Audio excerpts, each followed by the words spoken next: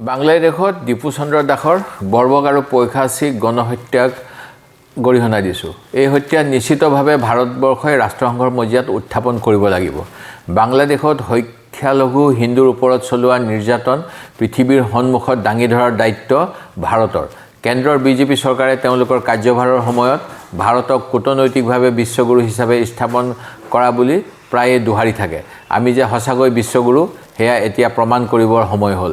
বাংলাদেশে আমেৰিকা যুক্তৰাষ্ট্ৰ, চীন, ইটালী, সংযুক্ত আৰৱ, ব্ৰিটেইন আদি বিভিন্ন দেশৰ লগত প্ৰধানতঃ বাণিজ্য সম্পৰ্ক কৰি আছে। সেয়ে প্ৰধানমন্ত্ৰী মোদী ডাঙৰীয়াই প্ৰথমে ডোনাল্ড ট্ৰাম্প, শ্বি Jinping, Giorgia Meloni, Mohammed bin Zayed আদিসকলৰ লগত আলোচনা কৰি দেশসমূহৰ লগতে বাংলাদেশৰ যি বাণিজ্য সেয়া বন্ধ কৰাৰ দাবী কৰিব লাগে।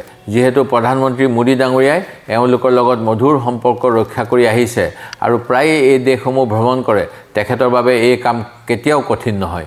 দ্বিতীয়তে বাংলাদেশৰ হিন্দুসকলৰ বাবে আমি দাবী কৰোঁ বাংলাদেশৰ ভিতৰত এখন স্বায়ত্তশাসিত অঞ্চল স্থাপন কৰিবলৈ কূটনৈতিকভাৱে ভাৰত চৰকাৰে হেঁচা প্ৰয়োগ কৰিব লাগে। প্ৰধানমন্ত্ৰী মোদী ডাঙৰীয়াই এই পদক্ষেপ গ্ৰহণ কৰাৰ সমৰ্থনত অসম ভ্ৰমণৰ সময়তে ঘোষণা কৰি দেশৰ হিন্দু সমাজক আশ্বাস দিয়া উচিত।